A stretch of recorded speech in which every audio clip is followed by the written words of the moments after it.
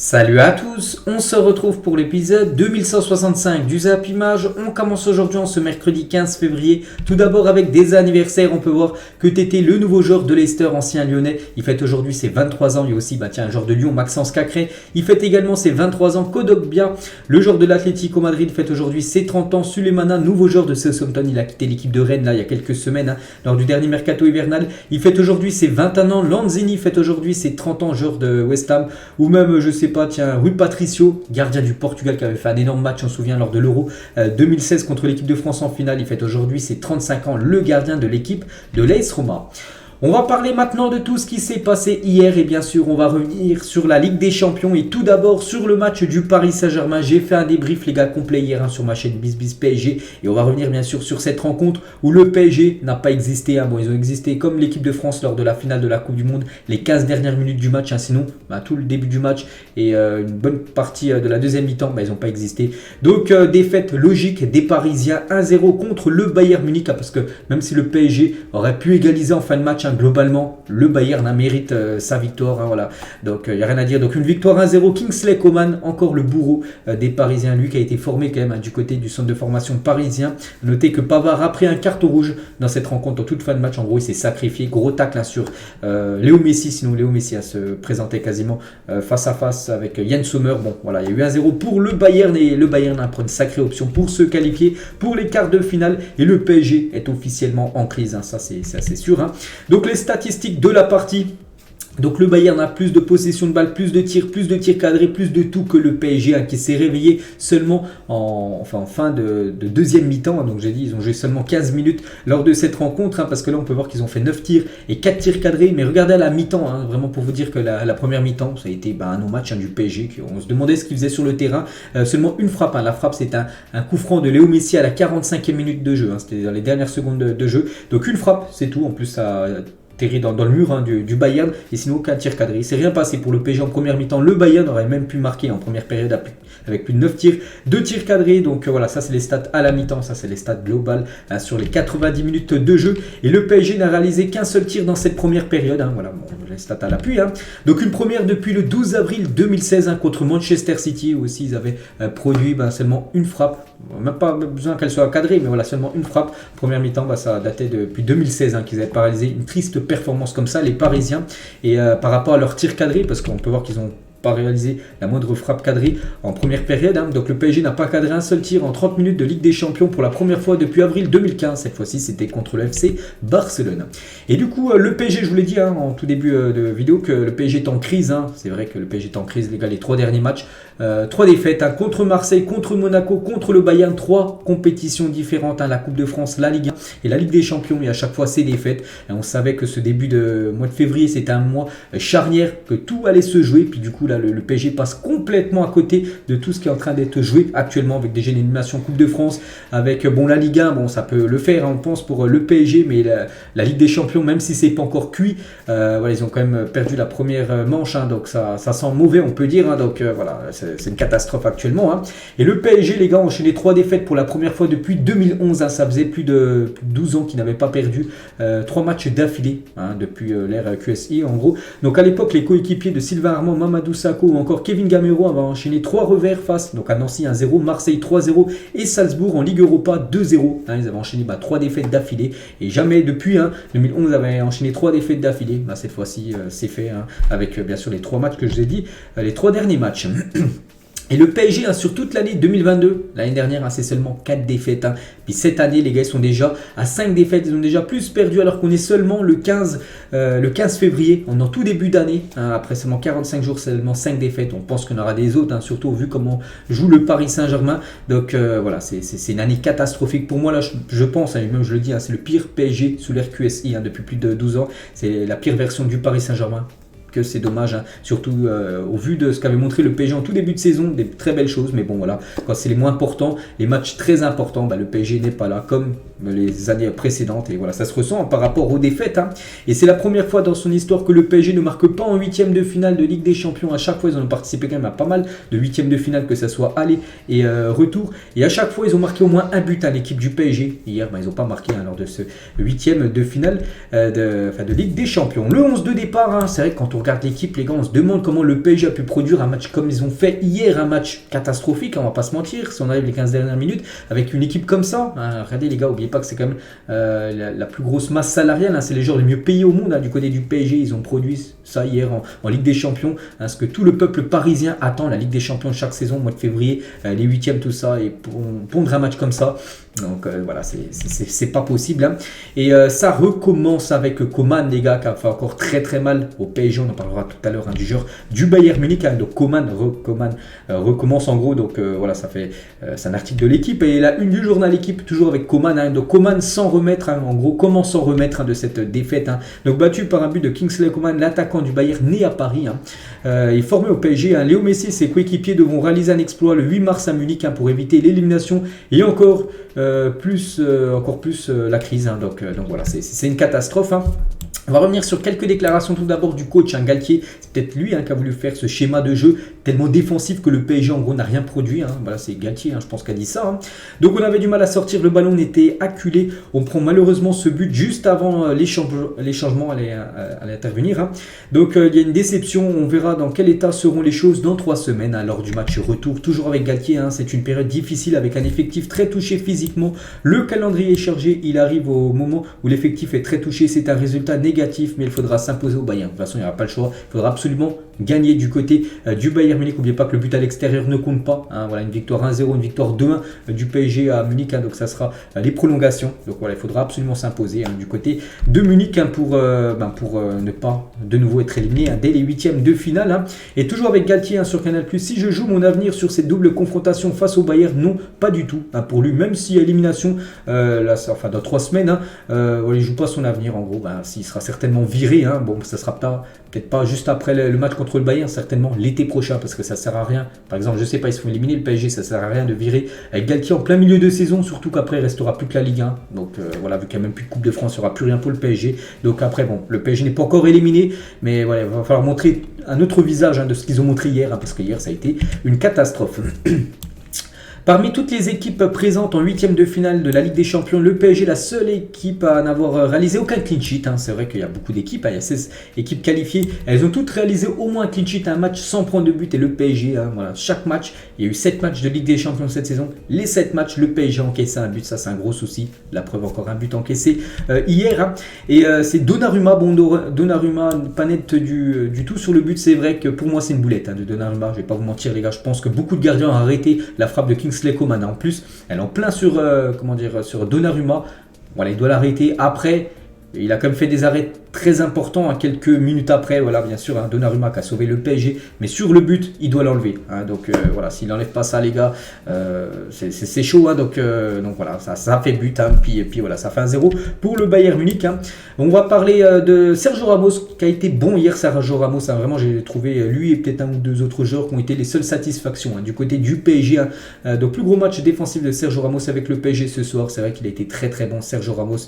Donc il a répondu présent, mais le problème c'est que ses collègues à côté n'ont pas répondu présent.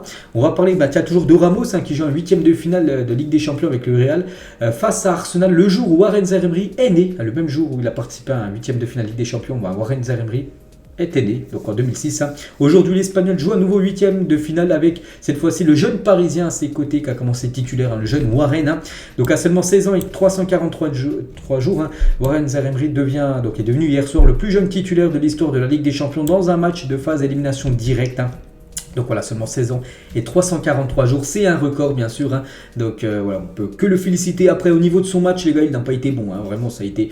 voilà, si on parle pas d'âge, voilà, pour moi, je l'ai vu jouer, peu importe son âge, il n'a pas été bon, les gars. J'ai fait un débrief hier, j'ai mis la note de 3, ce qui équivaut à un mauvais match de sa part. Après, voilà, c'est comme ça, c'est un jeune joueur, pour le futur, mais il a pratiquement pas du tout pesé sur cette équipe du Bayern Munich, le jeune Warren. Bon, il n'y a pas que lui, il y a aussi des autres joueurs qui ont été très très mauvais, en plus des joueurs avec beaucoup d'expérience, qu'on va parler juste après. Et Galtier, par rapport à ce choix de mettre le jeune Warren titulaire, je suis satisfait des prestations de Warren, un manque d'expérience. Il y a beaucoup d'expérience dans l'équipe, il sera encadré de joueurs d'expérience. Justement, la jeunesse a cette vertu là d'être dans l'insouciance et dans l'euphorie.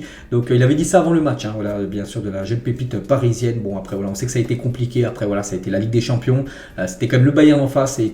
Pour moi, je pense pas que c'était une bonne idée de le mettre directement titulaire, de le mettre dans le grand bain comme ça, dès un huitième en plus contre le Bayern. plus le faire rentrer en cours de match, je pense que ça aurait été une meilleure option, hein, voilà, de faire dans ce système-là, peut-être mettre Vitinha à sa place. Bon, après, voilà, c'est Galtier, bien sûr, qui fait ses choix. Lui... Il a joué et il n'a pas été bon du tout, hein, voilà, pour ceux qui regardent le match, je pense qu'on est tous d'accord. Hein. C'est Achraf Hakimi, donc il est sorti tout d'abord à la mi-temps puisqu'il était touché à la cuisse. Hein.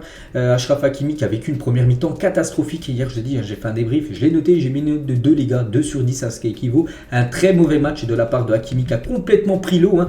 Kingsley Coman, les gars, il en faisait ce qu'il voulait, je ne sais même pas s'il a réussi à récupérer un ballon. Achraf Hakimi, il a perdu beaucoup de ballons, hein, 4-5 ballons qu'il a rendu directement comme au joueur du Bayern Munich. Il n'y a aucune pression, peut-être trop de pression, tout ça, puis il a donné directement la balle au joueur du Bayern. Donc non, c'est peut-être pour ça. Bon, il est sorti parce qu'il est touché à la cuisse et peut-être aussi parce qu'il sentait qu'il n'était pas du tout dedans. Hein, puis voilà, il fallait le sortir. Donc voilà, il a été remplacé par Kimpembe lors de la seconde période. Lui aussi, les gars, qui est pourtant un joueur régulier hein, du côté du PSG, lui aussi est passé à côté de son match. Hein, c'est Marco Verratti. Donc une note de 3, hein, ce qui équivaut à un mauvais match hein, pour Marco Verratti. Danilo, les gars, qui est un autre milieu de terrain. Donc il a dit, hein, donc c'était un match dur. Lui, il a fait son match, hein, Danilo, comme d'habitude. Hein. On a fait un bon match. Hein, donc d'après Danilo, hein, on fait une première période très intéressante. Bon, ouais, je sais pas, hein.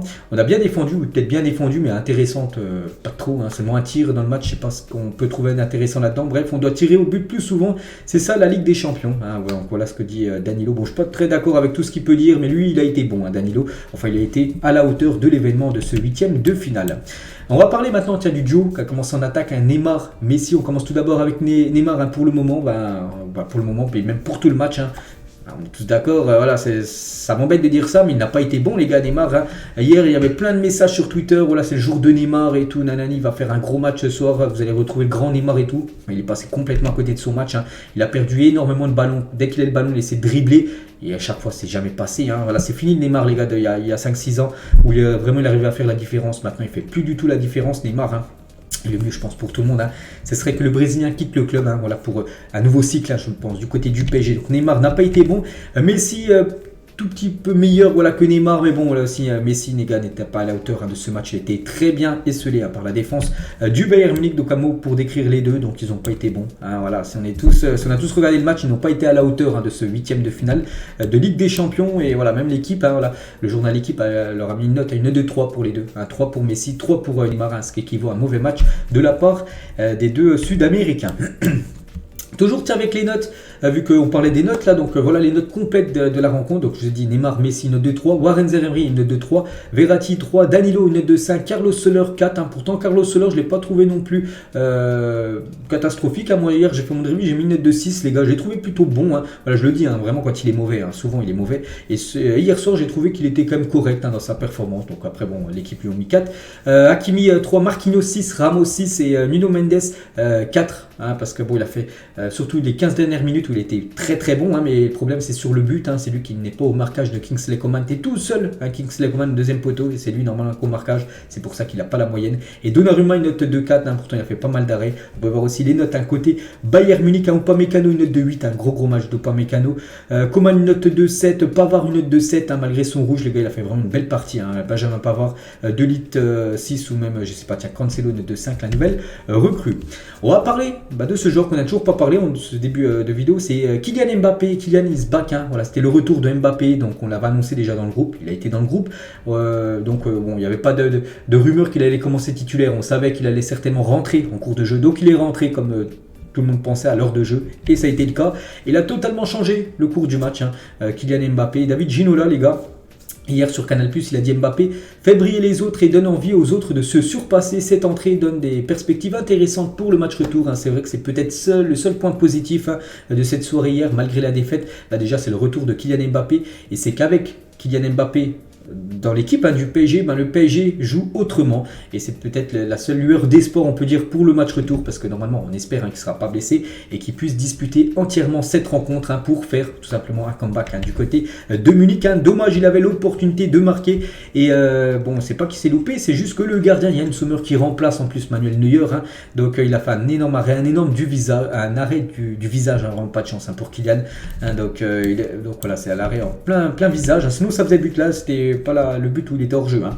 Et dommage, hein, parce que Yann Sommer, c'est vrai qu'à chaque fois, il rentre dans la tête de Kylian. Hein. Souvenez-vous, lors de la séance des tirs au but en 8e de finale de l'Euro, il avait arrêté le tir au but du joueur français.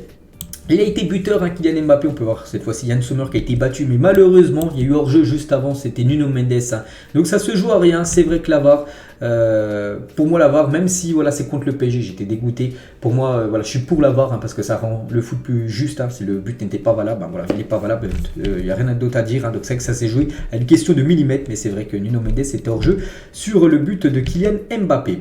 Et Mbappé, les gars, sur ses réseaux sociaux, tout reste à faire. Voilà ce qu'il a pu mettre sur son réseau Instagram. Et quel est le favori pour le match retour? Le PSG toujours. Donc on va revenir sur quelques déclarations. On veut savoir son ressenti de Kylian Mbappé. Donc le message offensif de Mbappé pour le match retour. Donc quel est votre sentiment après cette défaite? C'est un journaliste qui lui a posé ça quand il était en conférence de presse. On a dit qu'il fallait retenir le positif. C'est un match aller-retour. On va aller à Munich avec l'objectif de se qualifier. Il y a une possibilité encore. On va y aller avec beaucoup d'énergie et de détermination. Voilà ce qu'il a pu dire. Toujours avec Kylian. Donc quels sont les motifs d'espoir? Il a dit on a perdu que 1-0. Il n'y a pas de but à l'extérieur. Si on égalise et si on joue notre football offensif, si on marque après, il faut jouer après ce qu'on a dans le pantalon. On a quand même joué contre une très belle équipe. C'était comme le Bayern en face. Bon, c'était pas non plus le très grand Bayern en face. Donc on est tous ensemble et je pense qu'on va faire quelque chose de bien. Et si on remet tous en bonne santé et qu'on pose bien les 3 prochaines semaines, ça peut le faire. Le journaliste lui a dit dans quel état se trouve le vestiaire après cette défaite. On n'est pas du tout abattu. C'est sûr que ce n'est pas un score favorable, mais on a encore toutes nos chances pour se qualifier. C'est vrai qu'un 0 ça se remonte, surtout que le but à l'extérieur ne compte plus. Vous avez tout fait pour être prêt pour ce match. Il a dit déjà je ne devais pas revenir. J'ai tout essayé, tout mis de mon côté pour ne pas avoir de regrets. Je voulais jouer ce match. Ce sont ces matchs pour lesquels on travaille. Mais je n'avais que 30 minutes à donner. C'est pour ça qu'il ne pouvait pas jouer plus en gros. S'était mis d'accord avec Christophe Galtier avant le match qu'il pouvait jouer maximum 30 minutes. Voilà, il ne pouvait pas commencer titulaire, il le dit ouvertement. Et pour finir avec Kylian, les dernières déclarations.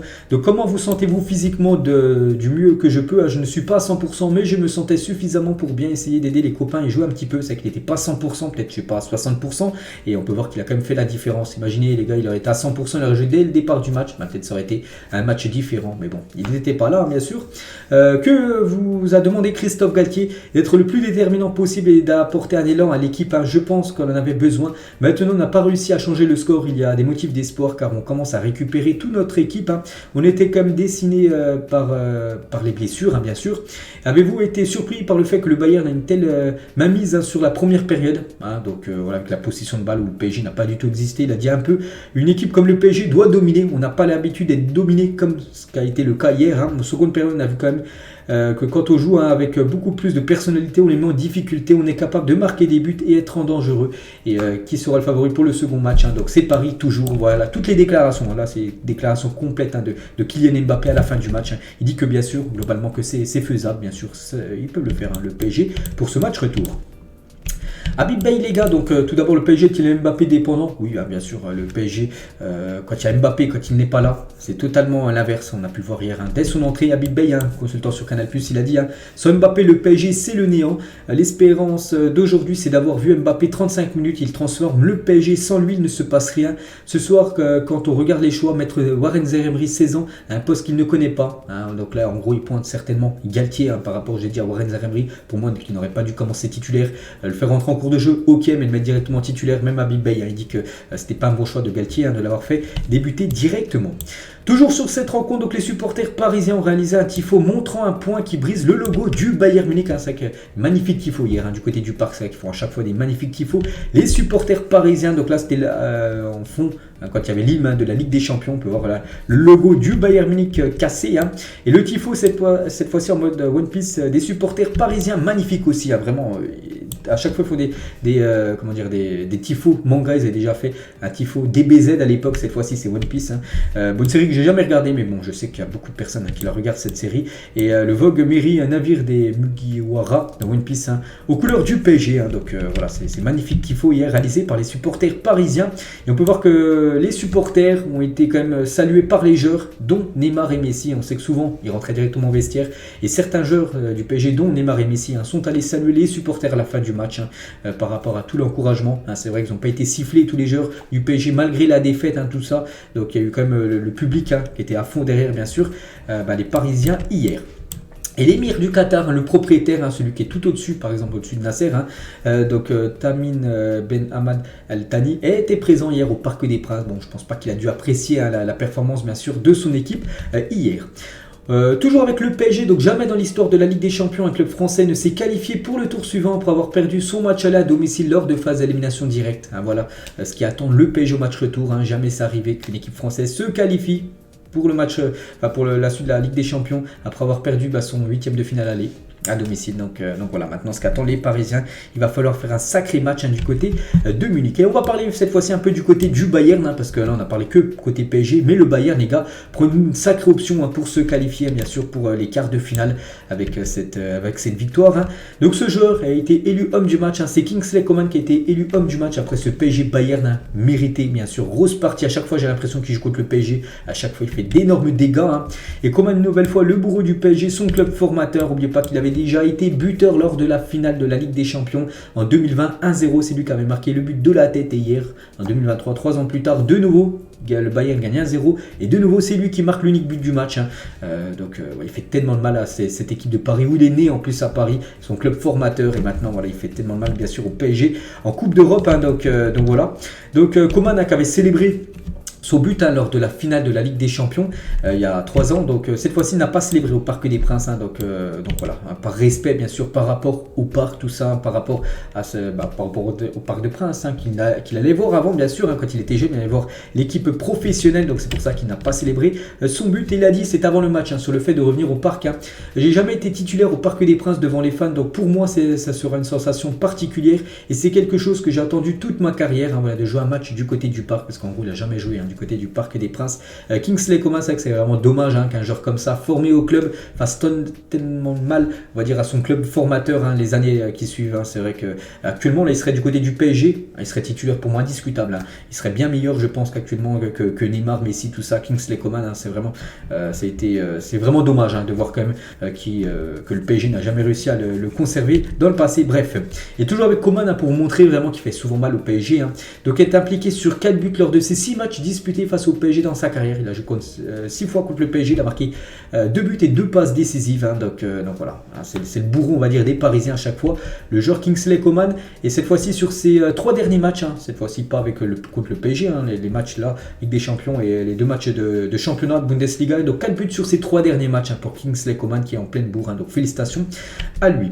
Kingsley Coman toujours, qui a effacé Achraf Hakimi. J'ai dit Hakimi qui n'a pas vu le jour hier, parce que Coman, les gars, l'a complètement mis à l'amende, on va l'avouer, il était vraiment au-dessus largement.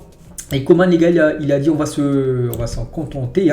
Donc ce score est toujours bon à prendre, mais vu la philosophie plutôt du match, bon bref, on aurait pu vouloir plus au début et ça aurait été plus compliqué à la fin. Donc on va vraiment se contenter de ce 1-0. C'est quelque chose qu'on travaille beaucoup à l'entraînement, que les joueurs de côté resserrent dans l'axe quand un joueur a la balle pour un centre. Après Alphonso Davids met vraiment une balle parfaite sur le but, et j'ai un peu de réussite et je la prends bien fort à un endroit où le gardien a du mal à la prendre. C'est particulier, c'est un club où j'ai grandi, c'est ma ville où je suis né. C'était compliqué de célébrer à la fin. On est content de la victoire, mon mollet siffle un peu, mais je vais faire des tests demain. Voilà, parce que c'est vrai qu'il est sorti, puis il était peut-être un peu touché. Il est sorti sur blessure en gros. Kingsley Coman, on a pu voir qu'il a offert son maillot à ramasseur de balles. Donc voilà, qu'est-ce qu'on pouvait dire sur Kingsley Coman, qui a pu retrouver aussi un jeune parisien, enfin un titi parisien à l'époque, bien sûr, Presnel, Kimpembe.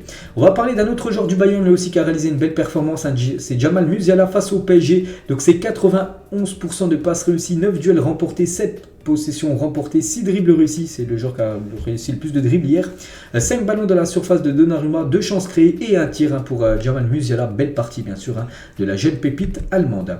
Yann Sommer, les gars, clean sheet pour lui, donc félicitations bien sûr à la nouvelle recrue du côté du Bayern Munich. Lui aussi il a fait un gros match, les gars, c'est Dayot Upamecano, j'ai dit il a obtenu la note de 8 sur 10 dans le journal L'équipe.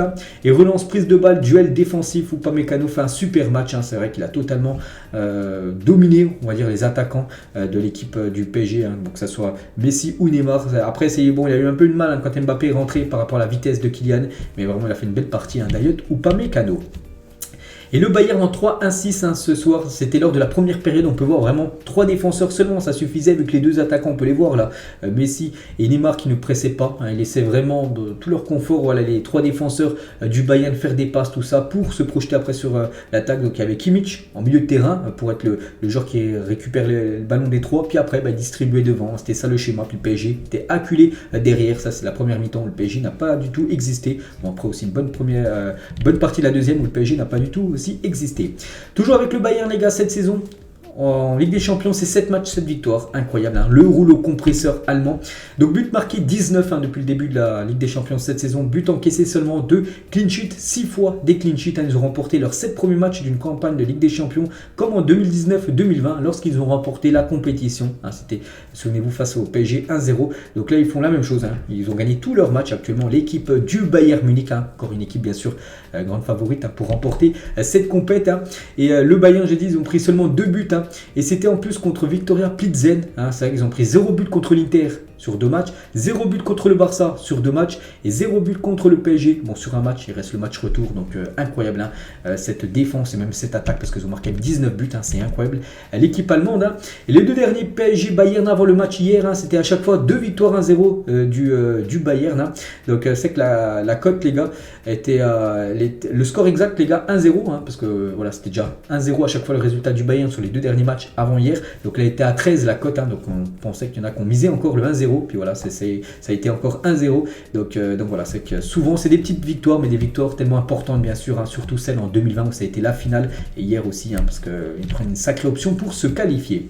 Comment dire, Alphonso Davids a récupéré le maillot de Léo Messi. Il avait déjà essayé les gars, c'était en 2020. Davids avait demandé le maillot de Léo Messi à la fin du Bayern, hein, qui avait battu Barcelone 8-2, souvenez-vous. Donc Messi lui avait pas donné, hein, donc il a dit que Messi était un peu contrarié par rapport à cette défaite, hein, 8-2, et espérait qu'il obtiendrait la prochaine fois. Et hier, voilà, ils se sont rencontrés de nouveau, hein, ces deux-là, et cette fois-ci Messi a pu donner le maillot à Alphonso Davids, hein. Et Davids, hein, c'est un grand fan de Léo Messi les gars, donc voilà, on peut le voir avec le maillot numéro 30 de Messi hier, hein. Regardez chez lui les gars, dans sa maison, hein, on peut voir un poster. En gros, c'est ce poster là quand Messi l'avait levé, voilà, aidé à se relever, hein, lors du match 8-2, hein, perdu par le Barça. On peut le voir en fond d'image les gars, il a ce poster chez lui, Alphonso Davids. Toujours avec le Bayern, on peut voir qu'il y avait 2000 supporters du Bayern, hein, qui étaient présents hier au Parc des Princes, hein. Et donc voilà, et on peut voir la banderole, hein, ils ont mis une petite banderole les gars. Donc en gros à 70 €, nous ne sommes toujours pas Neymar, hein. 20 c'est suffisant, hein, parce que c'était 70 € les places, hein, dans le parcage visiteur, hein, pour regarder cette rencontre, hein, du côté du Bayern. N'oubliez pas que c'est l'UEFA les gars qui fixe le prix des places pour le parcage visiteur. Après du côté de Paris, hein, les places étaient totalement folles hier, hein. Le prix ça monte à plus de 400, 500, 600 €, hein, pour regarder le match, hein, on va dire, cette fois-ci dans le stade, en dehors du parcage visiteur. Donc voilà tout ce qu'il y a à dire, hein. 27 minutes les gars sur le PSG contre le Bayern. Donc maintenant voilà, il faut attendre le match retour, mais voilà, le PSG très mal parti pour se qualifier. On va parler rapidement de l'autre match. Bon, j'ai pas vu l'autre match, j'ai regardé le PSG, mais bien sûr on peut voir que l'AC Milan s'est imposé 1-0 contre Tottenham. Brahim Diaz, hein, le joueur du Real Madrid prêté à l'équipe de l'AC Milan, l'unique buteur du match à la 7e minute de jeu. On peut voir les stats de la partie. Donc possession 50-50, les tirs 9 pour l'AC Milan, 12 pour Tottenham, et c'est l'AC Milan qui a été plus efficace, hein. Donc l'AC Milan prend un petit avantage avant le match retour, mais bon, il va falloir les gêner après Tottenham chez eux, après à l'extérieur, hein. Et c'est vrai que l'AC Milan, ça faisait plus de 10 ans qu'ils attendaient une victoire en Ligue des Champions, hein. Enfin en match élimination directe, hein. Donc les 2 dernières victoires de l'AC Milan en 8e de finale de la Ligue des Champions. Donc la dernière fois c'était le 13 février 2013, c'était une victoire 2-0 contre Barcelone. Bon, après ils avaient perdu au match retour et du coup ils avaient été éliminés, hein. Le Barça avait fait un comeback on peut dire, et du coup quasiment 10 ans jour pour jour après, parce que c'était un février aussi le 14, donc un jour après, on va dire en 2023 cette fois-ci, ils ont gagné contre Tottenham, hein. Ils ont attendu 10 ans pour ce moment de regagner un match à élimination directe, hein. Cette grande équipe de Milan qui a quand même remporté 7 fois la Ligue des Champions dans son histoire. Là on sait que c'est un peu plus compliqué depuis une dizaine d'années, hein. Et là l'AC Milan a battu Tottenham dans une compétition européenne pour la toute première fois de son histoire. Jamais ils avaient battu l'équipe anglaise, hein, de Tottenham. On peut voir 2 matchs nuls, 2 défaites. Donc cette fois-ci c'est victoire, hein, pour l'équipe de Milan contre l'équipe des Spurs. L'homme du match c'est Rafael Leao, est élu homme du match, hein. Félicitations au joueur portugais qui reçoit ce prix d'homme du match, hein. Donc 53 ballons touchés, 13 duels remportés, c'est lui qui a gagné le plus de duels, 9 dribbles réussis, c'est lui qui en a réussi le plus, 604 possessions remportées, un tir, une chance créée en gros. Donc gros match de la part de Rafael Leao. Et on peut voir la célébration de Rafael Leao avec Brahim Diaz, le buteur du match hier. Donc voilà, belle célébration des deux. Et concernant Brahim Diaz, qui a seulement 23 ans et 195 jours, devient le plus jeune buteur de l'AC Milan en phase d'élimination directe depuis Kaka en 2004, 21 ans et 336 jours. Donc félicitations à ce jeune espagnol, je dis prêté par le Real. Il est prêté sans option d'achat, donc normalement il devrait retourner du côté du Real Madrid l'été prochain. Et ce but, les gars, c'est un but symbolique, parce que c'était le 250e but de l'AC Milan en Ligue des Champions. Et bien, c'est un but important vu que c'est le but de la victoire et peut-être de prendre l'avantage, on va dire, pour se qualifier pour l'écart. La joie de Giroud sur le but de Brahim Diaz, il l'a chopé comme si c'était son fiston.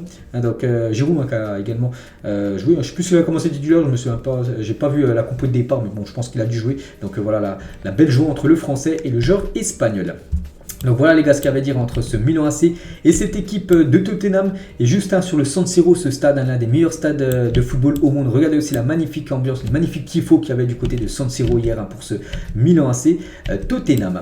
Du coup les deux résultats, voilà, donc Milan 1-0, ils prennent une option. Le Bayern prend aussi une sacrée option puisqu'ils recevront maintenant au match retour, donc tout se jouera. Donc le match retour les gars c'est le 8 mars prochain, dans à peu près 3 semaines. Le programme maintenant, 2 affiches ce soir. L'équipe de Bruges jouera contre le Benfica. Benfica, n'oubliez pas, ils avaient terminé devant le PSG. N'oubliez pas, c'était joué un but près. C'est que le PSG aurait marqué peut-être un but ou un peu plus en Ligue des Champions phase de poule. Ils auraient joué peut-être contre Bruges. Du coup, ils affrontent le Bayern. Ils ont fini deuxième. Bon, bref, voilà. Benfica, Bruges ce soir et Dortmund contre Chelsea. La belle affiche, bien sûr, ce soir entre ces deux grands clubs européens. Donc, il y a aussi des autres matchs. Le Real contre Elche et aussi Arsenal contre Manchester City ce soir en première ligue. N'oubliez pas, les gars. Arsenal qui reçoit City, c'est un match très important. Arsenal 51 points, City 48 points. Donc, si Arsenal s'impose, ce serait très bon pour Arsenal qui prendrait du coup encore 6 points d'avance avec encore un match en retard à disputer. Et si City s'impose, City passera en tête devant Arsenal par rapport à la différence de but, mais Arsenal aura toujours un match en retard. Donc voilà le gros choc ce soir du côté de la première ligue. Une petite info, un duel dans le match. De Bruyne contre Odegaard, on peut voir par exemple les matchs, 21 pour De Bruyne, 20 pour Odegaard, on peut voir les buts, donc Odegaard a plus marqué, De Bruyne lui a fait plus de passes décisives, donc voilà bien sûr deux joueurs très importants. Un du côté d'Arsenal, l'autre du côté de Manchester City. On va parler de Mohamed Salah, tu es en bonne compagnie. Donc Salah, on peut voir que c'est le joueur, je sais pas combien de positions il est, mais du côté de Anfield en première ligue, donc là c'est à chaque fois tous ces joueurs à domicile, on peut voir le nombre de fois où ils ont été décisifs, but plus passe D. Mohamed Salah a 71 buts et 29 passes D, donc il a 100. En gros, il vient de passer cette barre des 100 buts décisifs, donc but plus passe D du côté du stade à domicile. On peut voir tous les autres joueurs qui ont été plus décisifs que lui. Le premier c'est Wayne Rooney du côté de Old Trafford en première ligue. Donc 101 buts et 50 passes D pour Wayne Rooney à domicile en première ligue avec son équipe de Manchester United à l'époque. Du côté du Real Madrid, il joue ce soir le Real. Je compte qui c'est déjà. C'est l'équipe de Elche. C'est le match qui devait jouer le week-end dernier, mais vu qu'ils ont joué en Coupe du Monde des clubs, du coup ce match se joue ce soir. Donc voilà le groupe ce soir pour le match du Real Madrid et le 11 de départ. Normalement ça devrait être ça avec Benzema, Asensio et Rodrigo en attaque. Officiel les gars, on va parler de Ben Yedder qui est élu joueur du mois de janvier en Ligue 1. Félicitations à lui. Donc c'est stade 3 matchs en Ligue 1 et 4 buts pour Wissam Ben Yedder. C'est lui qui reçoit ce prix d'homme, meilleur joueur du mois de janvier. Félicitations à l'attaquant monégasque. Et on finit les gars cet épisode avec Deschamps qui dévoilera sa première liste de 2023 pour le match. Il y aura 2 ou 3 matchs pour se qualifier pour le futur Euro. Le premier match de l'équipe de France c'est contre les Pays-Bas, là c'est dans à peu près un mois et ça sera le 16 mars prochain qui dévoilera sa liste pour tout simplement le prochain rassemblement des Bleus. Et on finit les gars cet épisode avec un air déjà vu et on revient sur ce PSG Bayern. Donc une question très simple pour vous, est-ce que le PSG peut encore se qualifier ou est-ce que la qualification est déjà cuite pour le PSG? Donc moi je pense que ça peut le faire bien sûr, surtout vu ce qu'ils ont montré les 10 dernières minutes, mais il va falloir montrer un tout autre visage de ce qu'ils ont montré hier. Donc voilà les gars ce qu'on pouvait dire aujourd'hui. J'espère que ça vous a plu. On se retrouve demain les gars pour le prochain numéro. Bonne journée à vous et à plus tard.